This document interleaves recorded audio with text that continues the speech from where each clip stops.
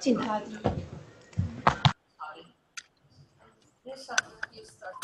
Yok ben niye başlıyorum? Ben başlamayayım. Nasıl açacağız ama şeyle? Buna açacağız değil mi? Evet. Hiç güzel değil. Öyle yani.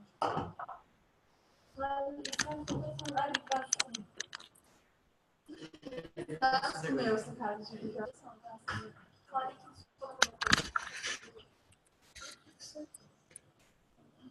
Size farklı farklı sorular mı var?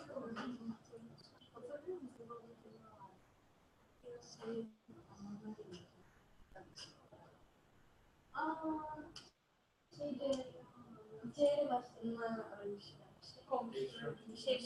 Kendi yemeklerini Ben değilim. Ben değilim. İlk kim anlatıyor? Başak sen mi? Evet. Okay, now we're going.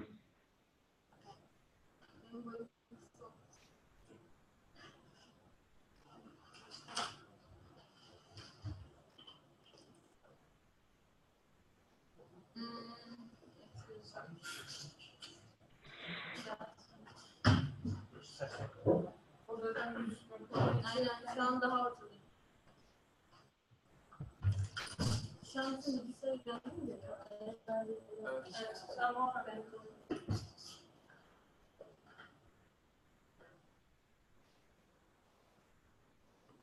Başa alsa düşüyor. Ya bir dakika dur.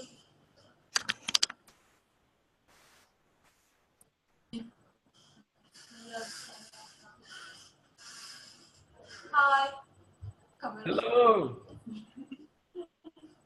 Today I'm going to introduce you our traditional food, sarma. Okay.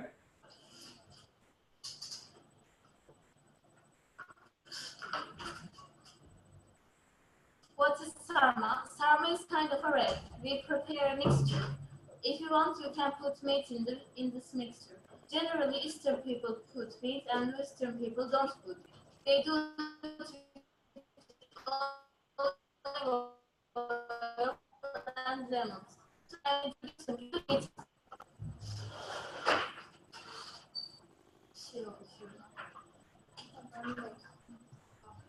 Our ingredients are brined wine leaves, olive oil, for the mixture 2 glasses of rice, a glass of hot water, 2 onions, a tablespoon of tomato paste, salt, black pepper, dried mint, red pepper.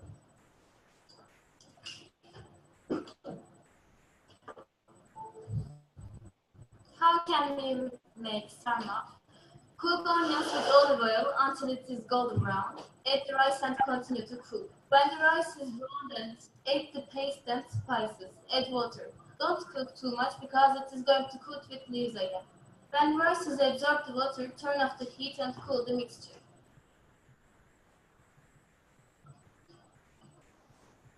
Wash the leaves, boil some water and put the leaves in it. The leaves are going to be soft. Break the leaves with mixture. Align the leaves into the pot.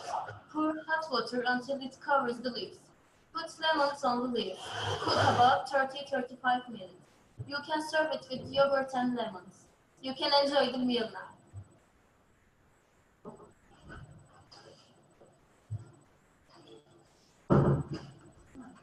That's all for me. If you want to ask something. For people that may not know, explain to us what that tastes like. It's little soury and salty. And does it taste better with meat in it? I didn't understand. Can you repeat that? Does it taste better with just rice, or do you like it better with meat in it too? I like the meat one, but some people don't like meat in it. Yeah. So it's about that. I've had it with meat. I like it with meat myself. I think it's really good. Do you have anything like that, Mary, in Taiwan?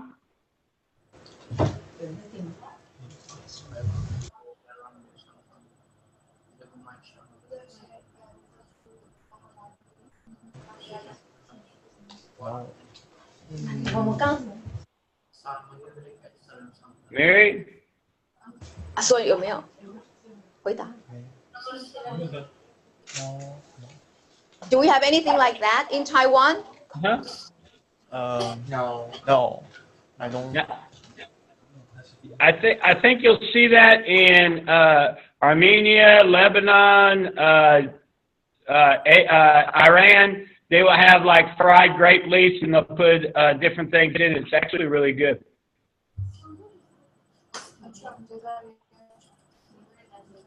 I thought they would be. It probably came on the Silk Road for sure, but it's delicious. I think they have one more to do too. Go ahead, Turkey. Any questions for that one?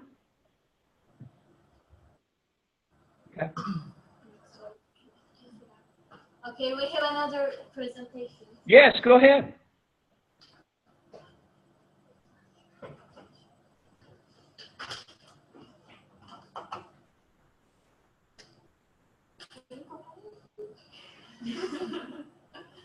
Hello, I will present Cezayir.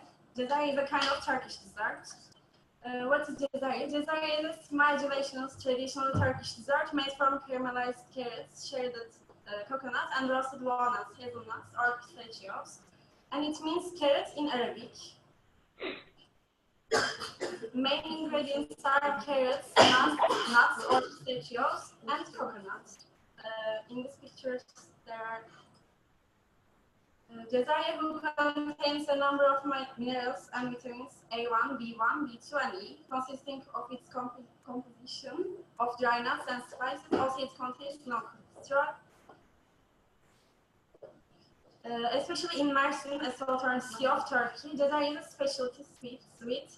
If you want to see this city, you can buy packages of Cezayir to take with them and give your friends. If you come to Turkey, you can buy it everywhere. It's so sweet. That's all for my presentation. Thank you. Do you have any questions? Yeah. What does that taste like? Sweet. It's a dessert. Like a cake with carrots. Now, Mary, do you guys have anything like that in Taiwan?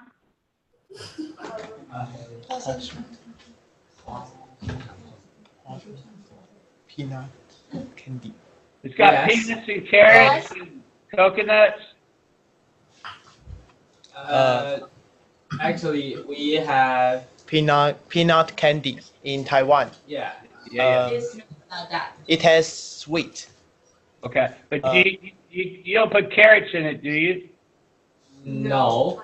No, it's I think similar. You go to the Ukraine, you go to Poland, and you go to a place like that. They'll have carrot cakes, and sometimes the cakes a lot of stuff in it too. It's really good. Here's another dried fruit. We'll talk about this one. Go ahead.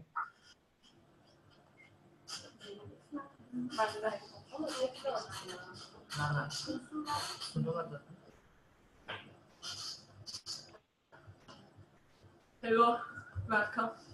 Hello. Dried fruit. In the past, local people gathered the cake from the mulberries which they pick up in summer season.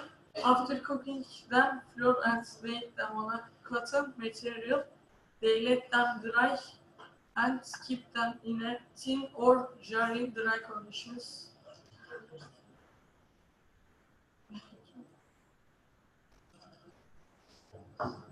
Pastil is a foodstuff which is made of fruits like grapes, mulberry, and apricots.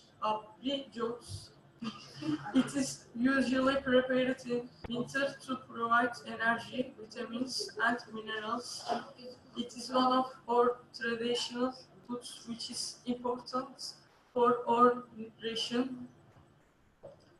The output of grapes which are produced in our country are considered as 30% edible, 37% for making raisins, 30% molasses and pastel, and 3% for making wine. That's all for the presentation. If you questions? have any question, you can ask my friends. Yeah.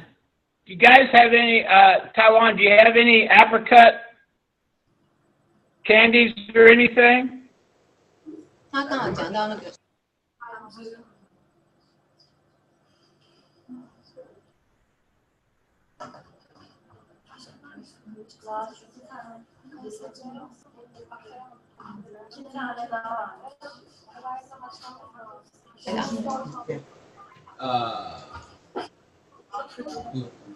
他们直接讲。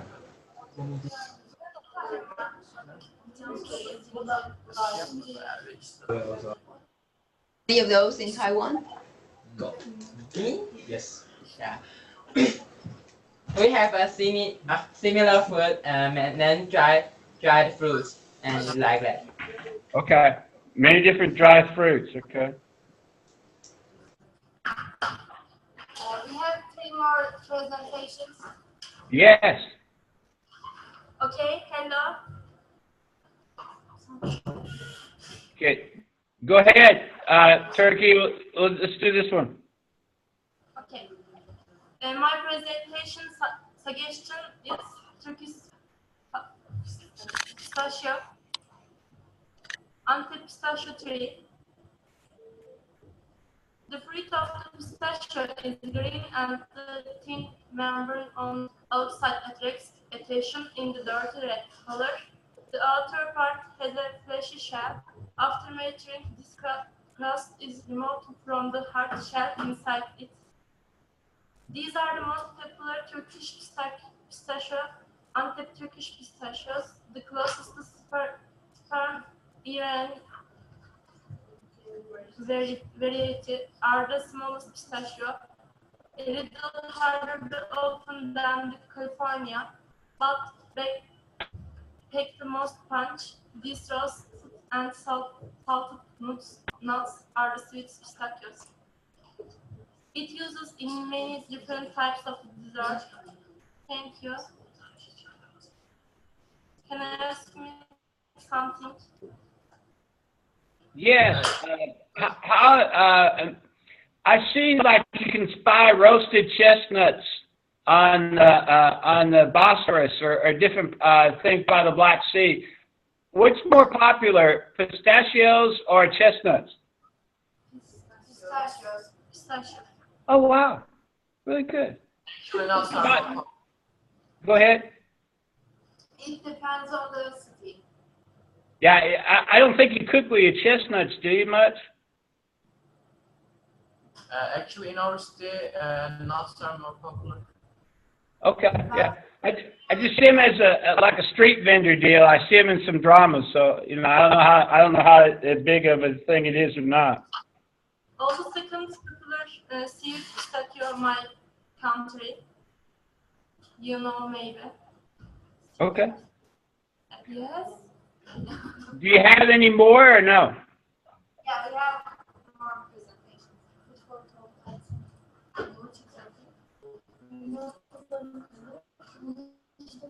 Okay. We have a question. Yeah, go ahead. What do you usually make with the pistachio? Usually What dishes? desserts, especially baklava. Yeah. And it goes with the beer as well. Yeah, baklava is to die for.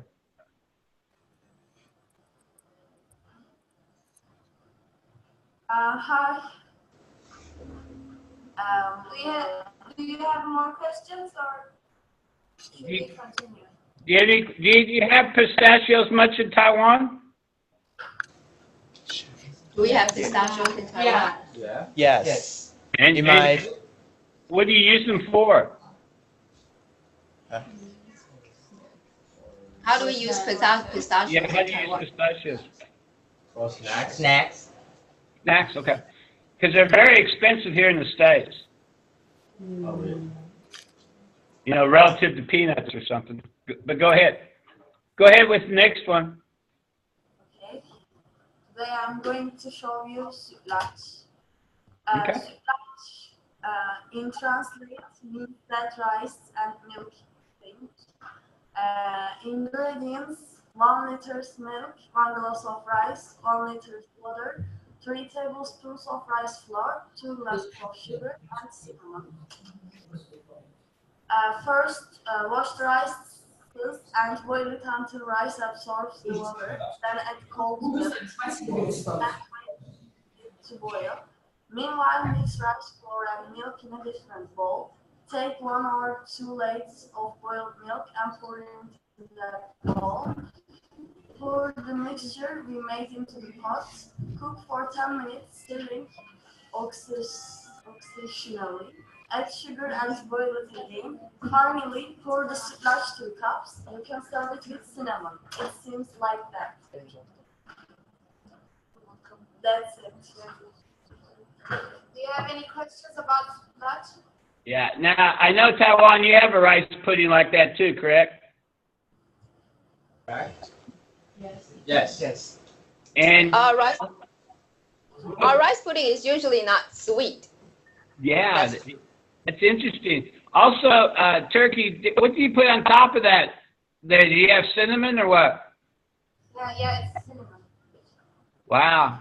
And it's a sweet pudding, correct? Yes. And Taiwan, tell us a little bit about what your pudding tastes like. Our pudding tastes sweet. It Our adds pudding is not some sweet, salty. salty. Right. Yeah, that's what I Our was pudding is more like, like porridge or congee. Okay. So it's savory.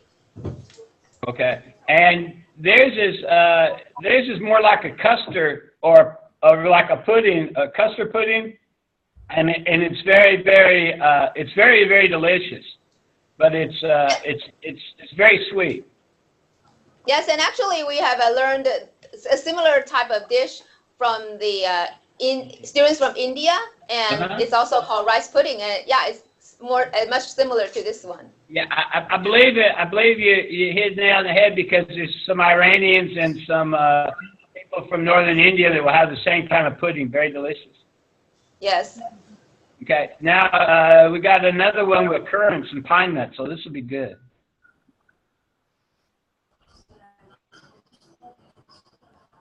I'm going to tell you something about each pilav. Each pilav sweet Turkish rice with currants and pine nuts. It comes from Turkey and it's often used as stuffing or served with turkey. It's cinnamony and sweet because of spices of the use. Ingredients: 2 cups boulder rice or arborio rice for risotto, washed, 3 medium-sized onions minced, 3 tablespoons currants, 2 medium-sized tomatoes minced, 2.5 teaspoons fresh mint chopped, 5 tablespoons pine nuts, 3 teaspoons allspice, 3.5 tablespoons sugar, half cup sunflower oil. First, heat the sunflower oil, add a pinch of salt and saute the onions until they become yellow. In another small pan, saute the peanuts and some oil until they become golden brown.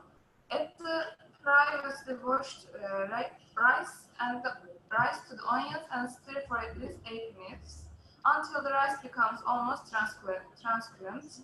Add the pine nuts, currants, allspice, and sugar. Continue to stir. Add the tomatoes, cover the bottom of the pan. Cover the rice with boiling water. Add a tablespoon of salt and taste the water. Adjust sugar under salt if necessary. Put the chopped mint and stir gently. Then reduce the heat by half. Bring to boil again. Stir and lower the heat. Add some more boiling water to cover the rice. Then cover the pan and let the rice cook for 20 minutes. Check from time to time, stir gently. When the rice is cooked, remove from heat and wait until tomorrow. Enjoy your meal. Do you have any questions? Any questions on this one, Taiwan? Ooh, that's really good. Take that picture up a second. Let me take a picture. Please. Any questions or comments? What does it taste like? What does it taste like? Louder. Yeah. Salty and it's spicy. Do you guys use pine nuts at all in Taiwan? Pine nuts. I don't think so. We don't use pine nuts with the rice.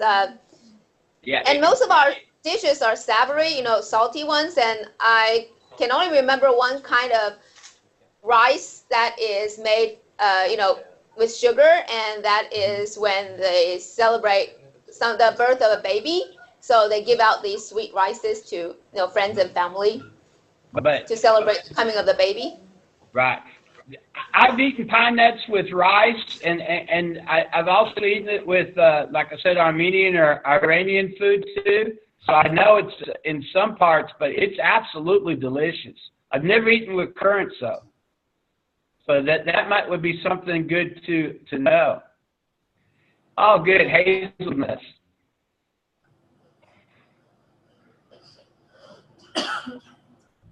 The people from Nutella will be proud.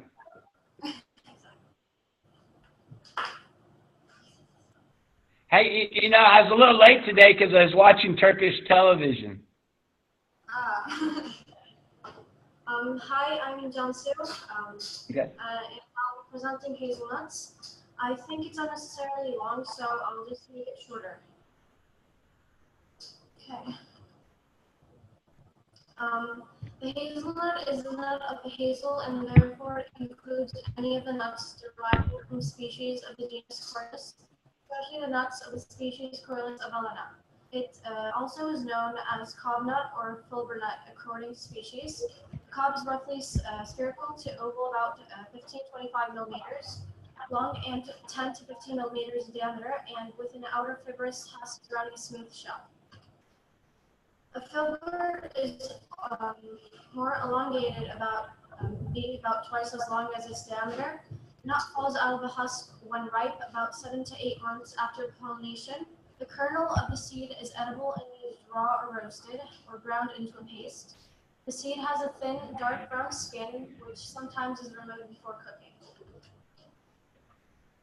Hazelnuts are used in confectionery to make pralin, and also used in combination with chocolate for chocolate truffles and products such as Nutella and frangelico liquor. Hazelnut oil pressed from hazelnuts is strongly flavored and used as a cooking oil. Turkey is the world's largest producer of hazelnuts, as it's known 70%. And that's Wow. I had no idea.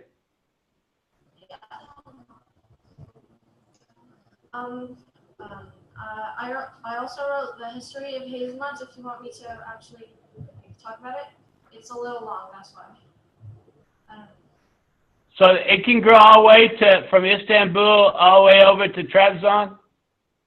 Exactly. Yeah. Okay. Along the Black Sea? Exactly that region. Okay. Should I continue? Because I have more of this. Okay. The history of hazelnut culture dates back to 5,000 years, and its origin spans from Caspian seashores to China, which includes northern Anatolia and Caucasus. Particularly over the last 600 years, hazelnut has an unparalleled tradition and an essential place in Turkish horticulture because of export-driven production and its use as a raw material in the food industry. Around 700,000 hectares in Turkey is devoted to hazelnut culture, but because of the alternate bearing habit of hazelnut, average annual production fluctuates between 450,000 and 650,000 tons, which accounts to 70% of the world's total. Turkey is the world's leader and dominates world markets in hazelnut production and export. These facts show that hazelnut has indeed had a very impressive heritage and a unique position in Turkey. Around 4 million people are directly or indirectly involved in hazelnut production, and about 400,000 families solely depend on it. No other crop in Turkey has such a large number of people relying on it. The Black Sea region has very suitable ecological and Geographical conditions for the best quality hazelnut culture. Harvest in Turkey. Hazelnut harvest in Turkey takes place between August and September and grows generally pick clusters by hand. From the first week of August, growers observe the hazelnut clusters to predict harvest time. Fruit drying has been carried out traditionally in natural conditions using solar energy. This causes some difficulties and defects in quality, especially in humid seasons. Research has been carried out to develop artificial drying systems to overcome this problem. However, outcomes from those efforts have not yet been widely put into practice. The blending process separating kernels from the husks is also carried out using machines and can last until October, depending upon the region and precipitation. Hazelnuts store very well and in Turkey can easily be stored in traditional warehouses for up to 2 years. And that's it. Thank you for listening. Do you have any questions? I'm just totally blown away, amazed. I had no idea. Taiwan, do you have any questions on hazelnuts?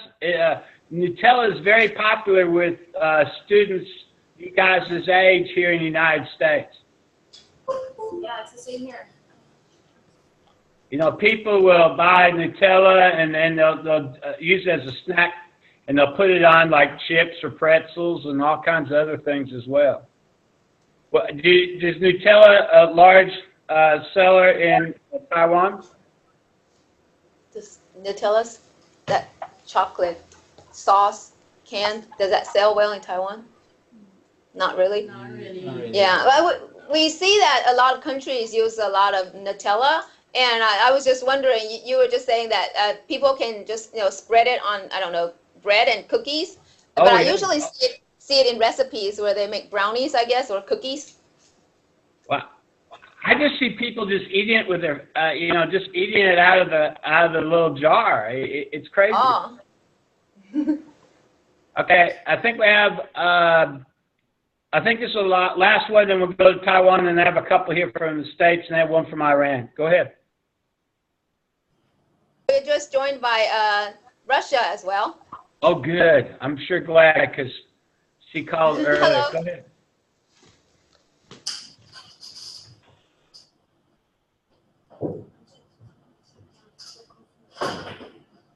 Hi, I'm gonna show you lokum.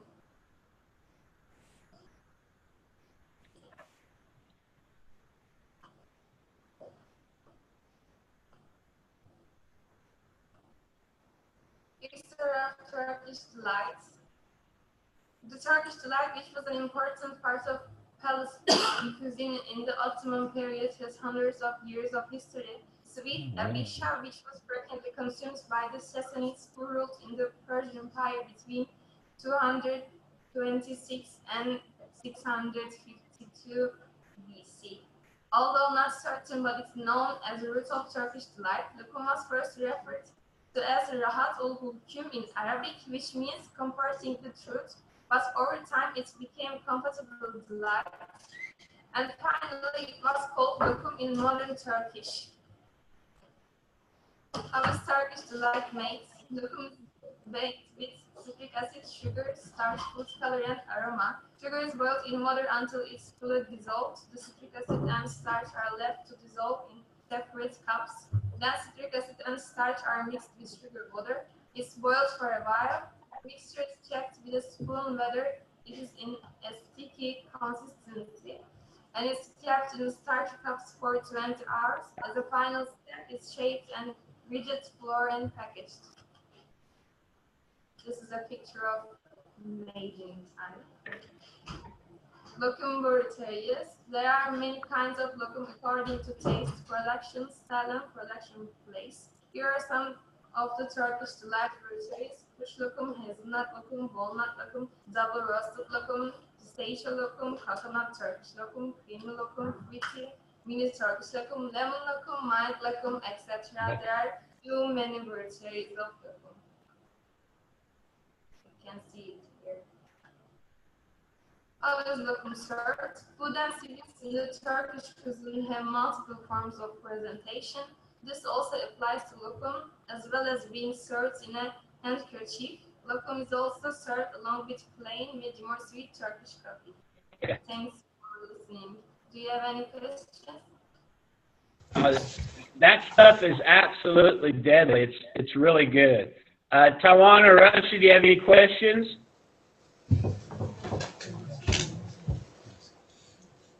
Yes, we have a question in Taiwan. Go ahead. Raccoon, I think it used to mean comforting the throat. So is it really good for our throats? It just tastes good.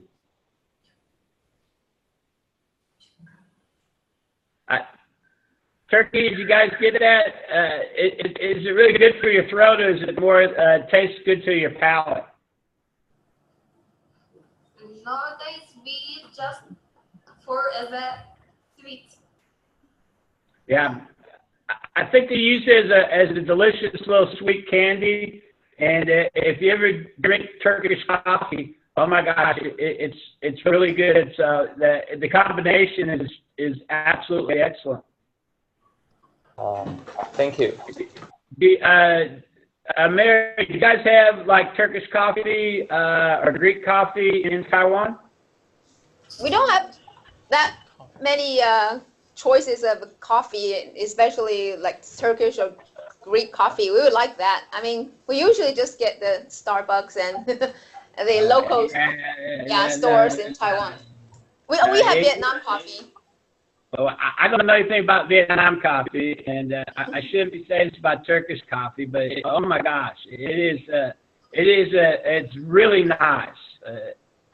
I can't drink American coffee. The only thing I can drink is like the Turkish coffee, or it's really good. But it was a little sweet lockums, or how you pronounce it, absolutely delicious. It's really fascinating because I guess my relatives really enjoyed that. So I get to learn a lot about my relatives this way. I really appreciate that, Turkey. Did you have any more today? No, thank you for listening. Okay. If we could go, Mary, do you want to go next then? Yes, okay. We have just one team today, so it'll be quick. Yeah. And then we'll go to Russian, and I have a couple, and then the people from Iran want me to show theirs because they're out of school today.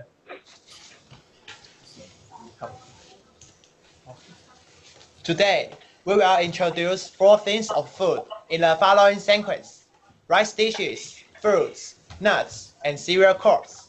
And you will understand more about Taiwan's culture and life. Rice dishes play a significant role in staple food in our country. Having it properly is beneficial to your health because it causes less allergy than other staple food. On important rituals and annual festivals, the special rice dishes are served. One such example is glutinous oil rice.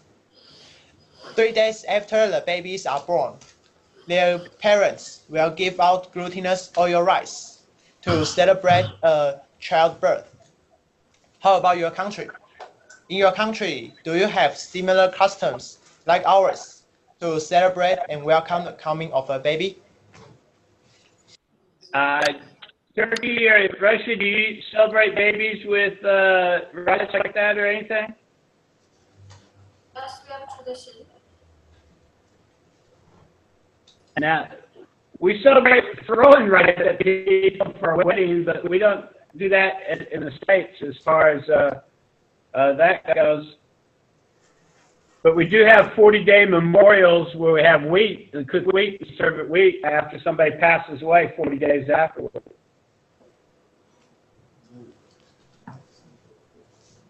Russia. Russia?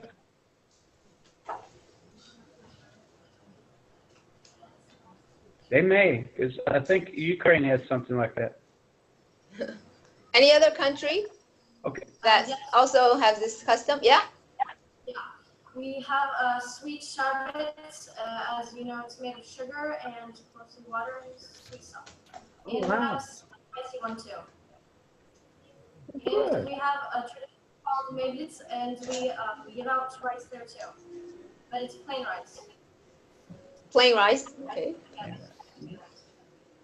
Interesting. Or chicken. Okay. Next, we will talk about nuts. nuts in Taiwan, because nuts in Taiwan is not cost-effective growth in Taiwan. Almost all nuts available in Taiwan are imported from other countries. They have no nuts in Taiwan. Okay.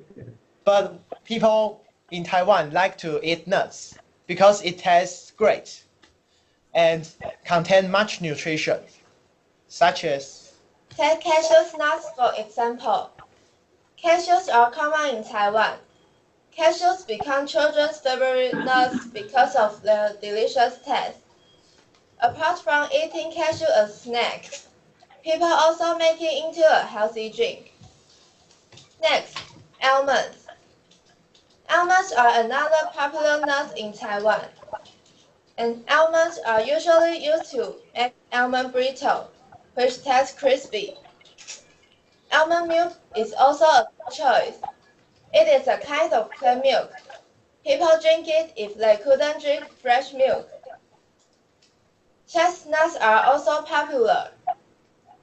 Most people don't regard chestnuts as nuts because they are smooth and contains a lot of carbohydrates. Some people think of it as cereal crops. Last, peanuts.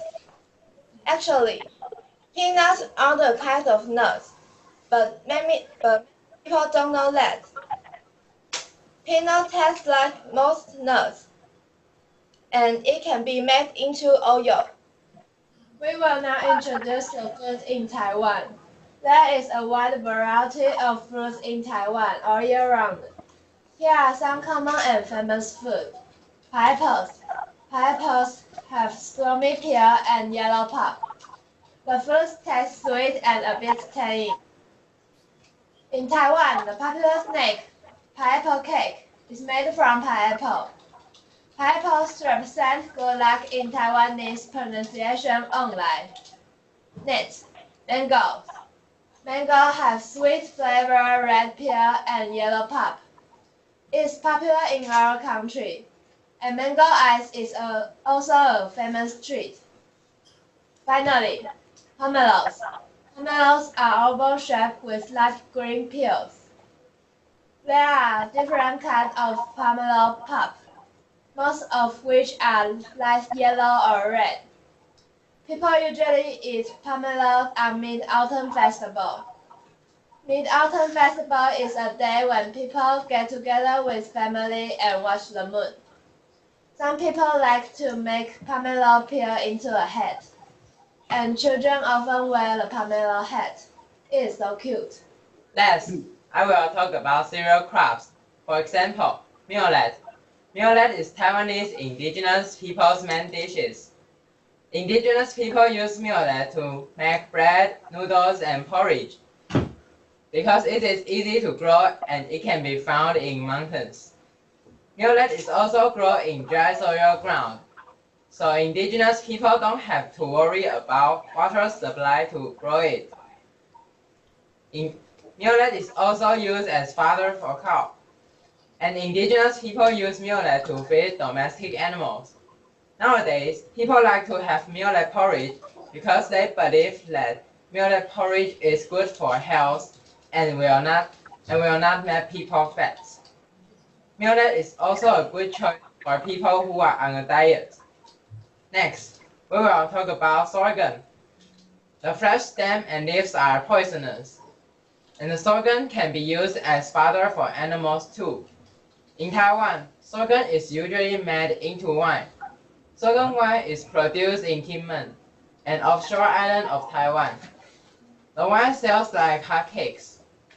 Mature sorghum seeds is usually made into noodles. This is the end of our presentation. Thanks for your attention. Do you have any questions? Any questions from Russia or Turkey? That was very interesting. We have a question. Go ahead. Do you eat chestnut soft as a sweet, as the dessert?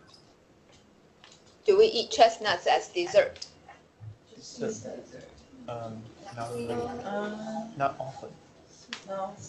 Not often. Oh, we now often eat chestnut. In my family, we usually eat chestnut in Chinese New Year. Okay. How about other families?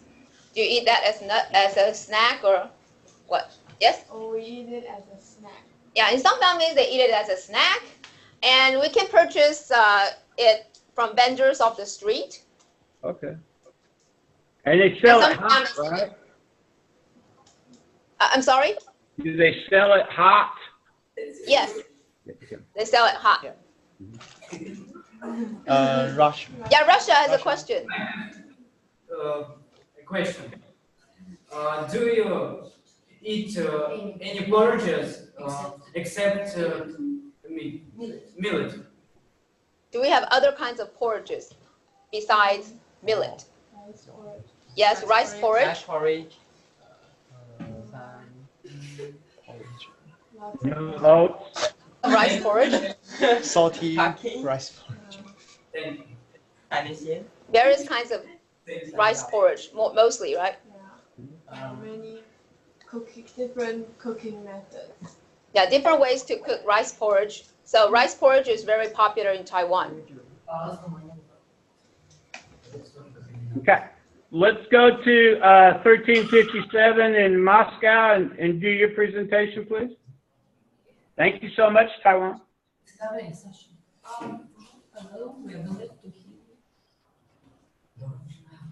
Hello, we are the students of the ninth form school 1357 in Moscow. I'm going to tell you about our national dish.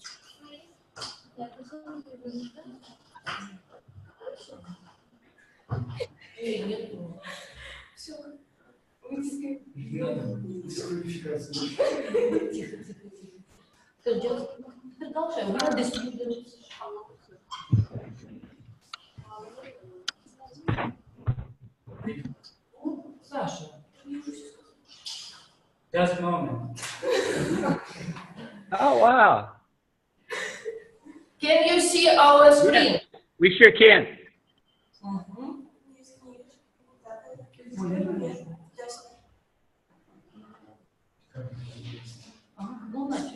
Russian cuisine, kasha. Russian cuisine is one of the most authentic in the world.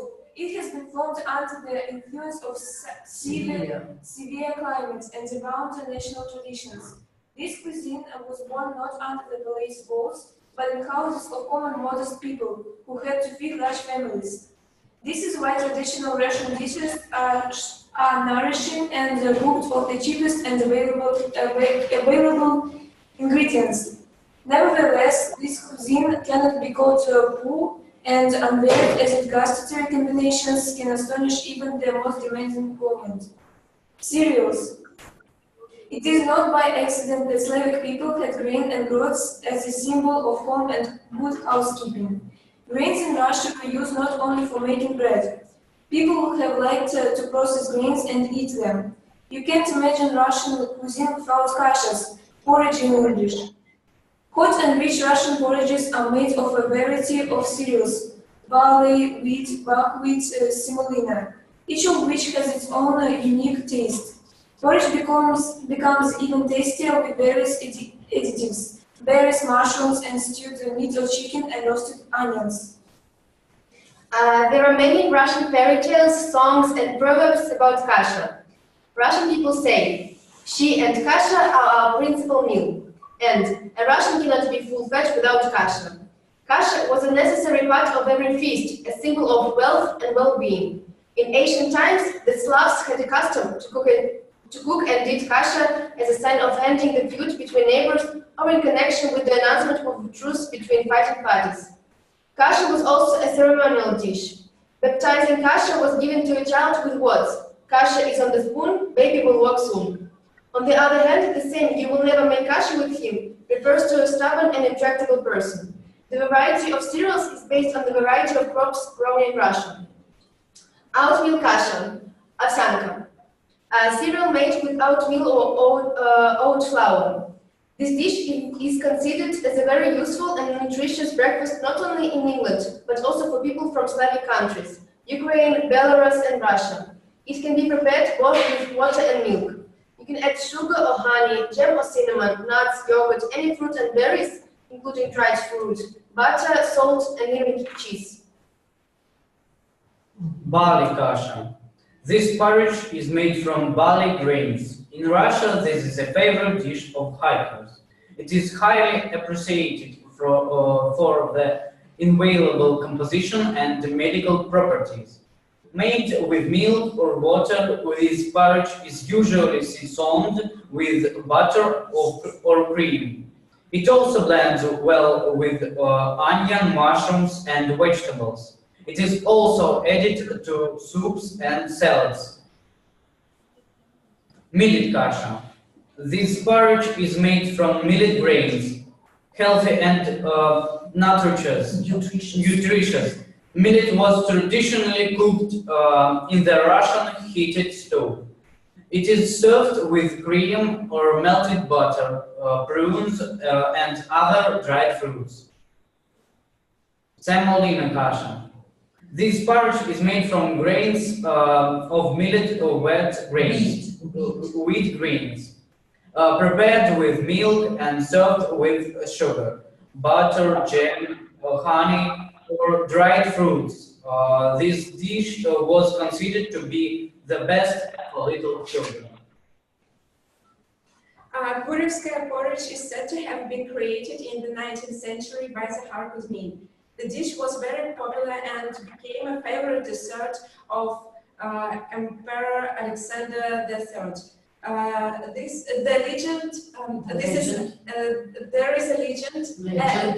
legend that the emperor's family was eating Gurevskaya porridge in the dining car at the moment of the investigating train crash in 1999.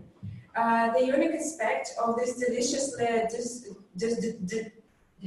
dessert is that it is made with semolina porridge. The problem is that semolina turn into lumps and usually children can't stand it. Another important ingredient is baked milk skins. These skins are very tasty and they give caramel taste. You can add everything you want. It can be different fruits or berries. Nuts. It can be nuts. Also, you can use jam or honey. Buckwheat porridge is a nourishing dish from boiled buckwheat grains that has been anciently beloved by Russian people. Its taste and appearance resemble brown rice. The classical buckwheat dish is crumbly. It should be boiled so that all the grains keep apart. Quite often, buckwheat is cooked with meat or other, usually not sweet, ingredients to make its mild taste more piquant. One of the popular dishes called Grechka po-kopechski, merchant-style buckwheat, is cooked with roasted mushrooms and onions. Rice is the main national staple food in Southeast Asia and China, but it has become quite typical for Russia. It is served as an excellent side dish, especially with fish. To accompany the main dish, rice may be just boiled with or without pieces and seasonings, or can be prepared in the form of plov, it's Uzbek food, paella, it's Spanish food, or risotto, it's Italian food. Rice caption with milk is also very popular in Russia.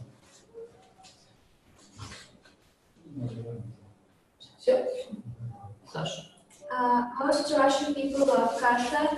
Some prefer milk kasha, others with butter or fruits or cheese. But do you know how to cook good kasha? It is not very difficult, but all you need is a little knowledge, patience, and fantasy, and kasha will be a real treat for you and your family. There is some advice how to make your kasha tastier. The best crock to cook kasha is a cast iron pot. It helps keeping the form of every grain in the cast iron dish. If you are going to cook a crumbly kasha, it is better to fry the groats for a couple of minutes. Cover the bottom of the pan in no more than 2-3 centimeters of grains and fry, stirring regularly.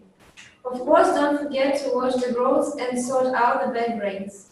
The most important question is how much liquid we need for kasha. The rule is the same for all kinds of cereals. 1 cup of cereal needs 2 cups of water. Pour the cereal into the boiling salted water. When kasha is dense, put the cover on the pan. Never stir kasha by the force of habit. Put a piece of butter on the top and cover again. Thank you for your attention. If you haven't got any questions. Have you got any questions? Anyone have any questions? That was excellent. Yeah, go ahead. We have a question.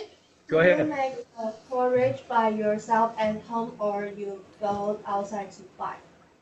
Usually. Did you hear the question? Repeat it. Yes, just a moment.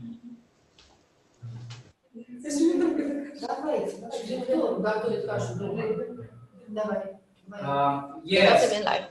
I eat. Cook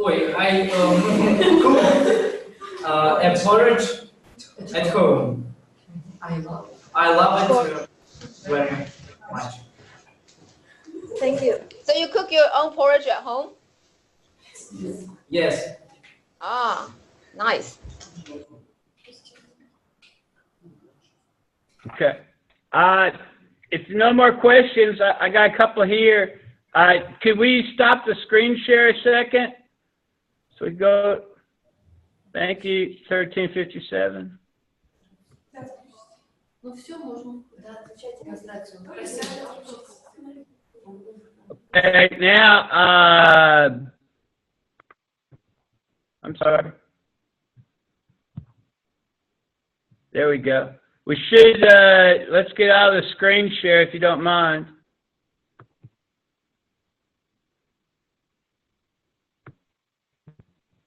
Okay, good. Thank you. We're going to go to one of our food for thoughts. And I'm going to show you, it's on our flip grid. Well, but you can go ahead.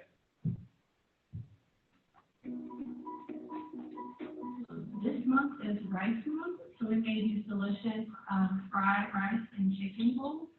So I made this one, and my dear cameraman made these two.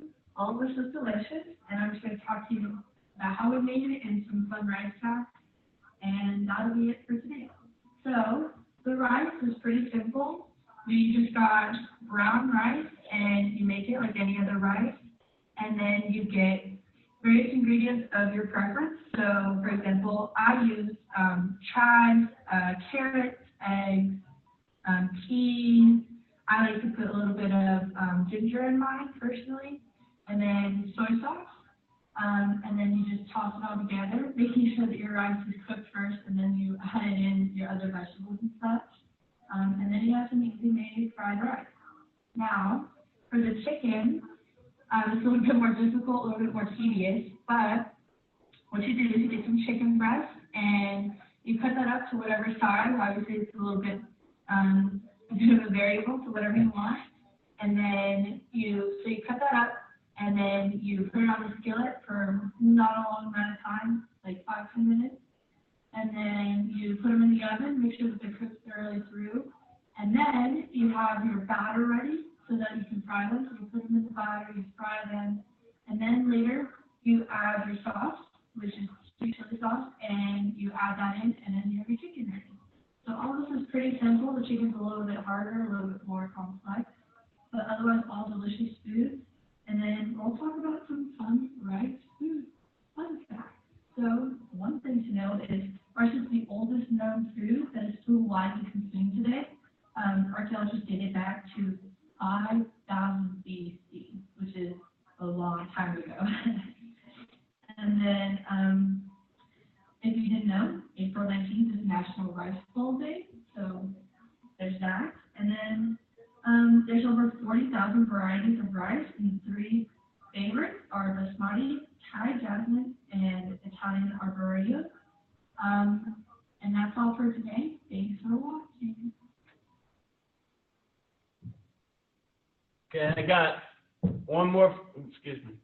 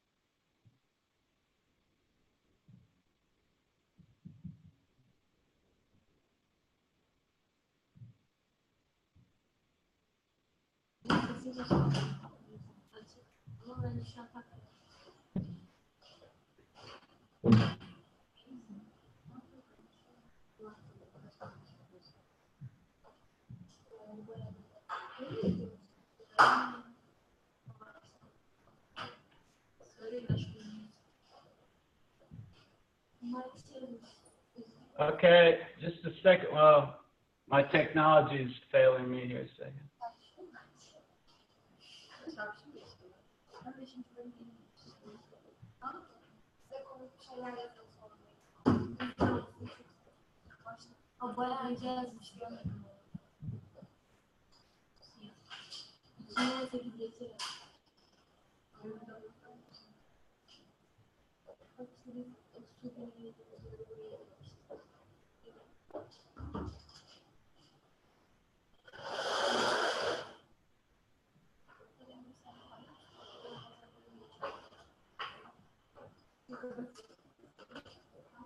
Well, let me go to the one from Iran.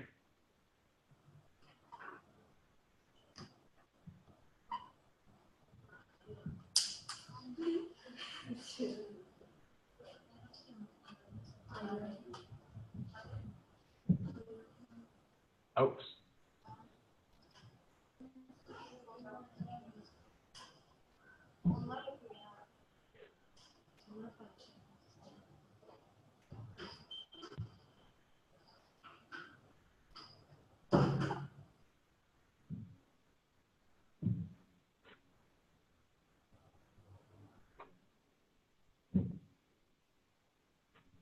And this is from Saba School.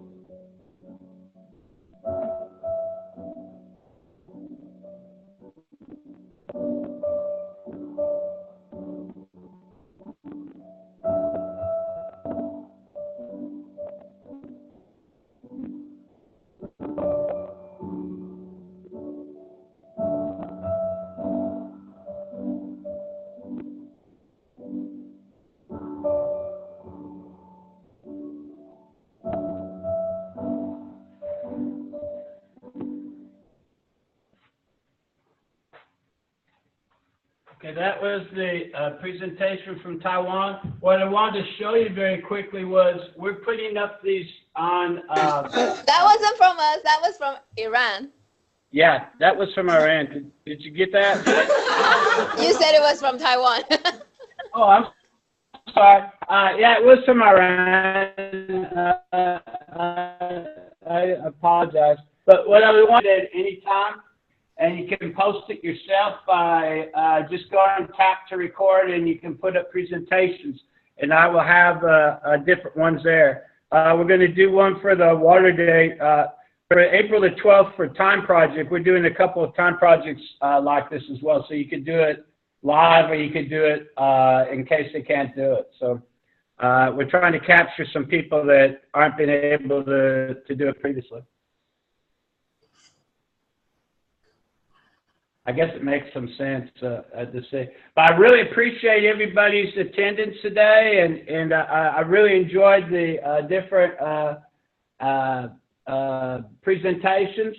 I still have one more that I can't get from ours for some reason, but we had one with Spam and rice. It was a delight that the kids made. I could try very quickly if you got time. You got time so we could try to see if I get the other one? Got about 2 minutes, everyone? I'll try real quickly.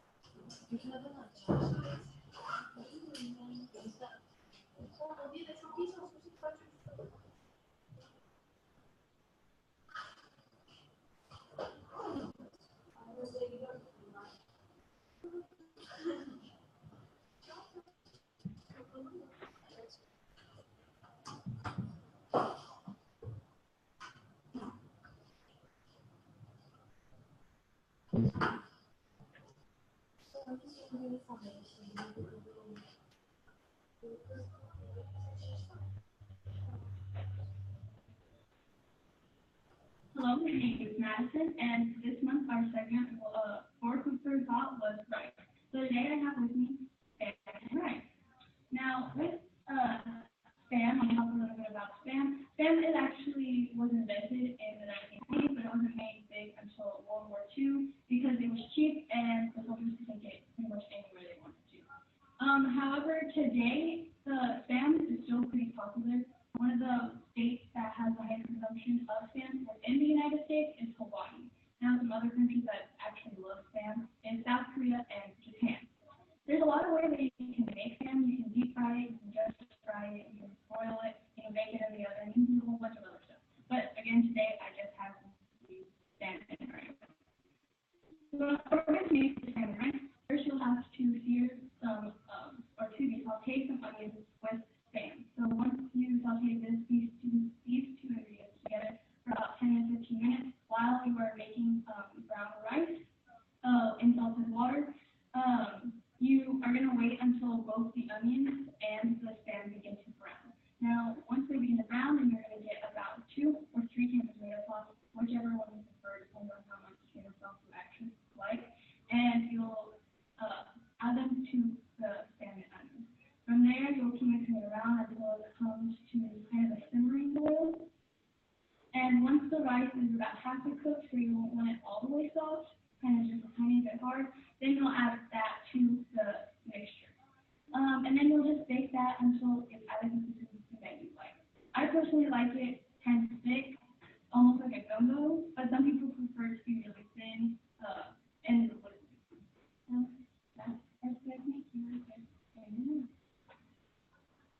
Yeah, I don't know if spam is popular where you guys come from, but it is. We're going to have to, let's see a second. Yeah, we're going to have to get everybody to leave. I think everybody's gone except for us right now. So I will see you guys, I guess, on the 12th. Yes. Yes. We will be here for the Time Project event on the 12th.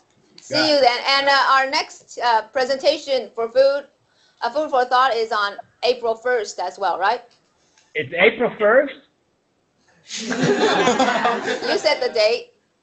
No, what day is it? I don't know.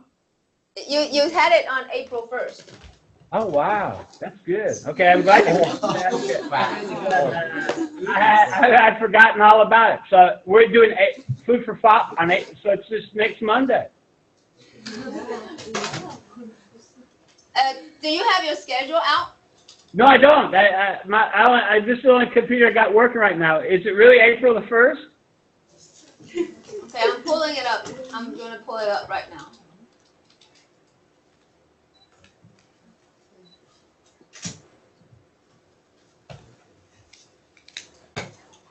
If I need it, I better fix it up. Yes, you had it on April 1st, celebration food, drinks, and customs. Okay, great. I will send out the links and everything then today or tomorrow then, and we'll make sure we get some people, okay? Okay. Okay, so I'll see you on Monday. Goodbye. Bye-bye. I'm glad I talked to you today.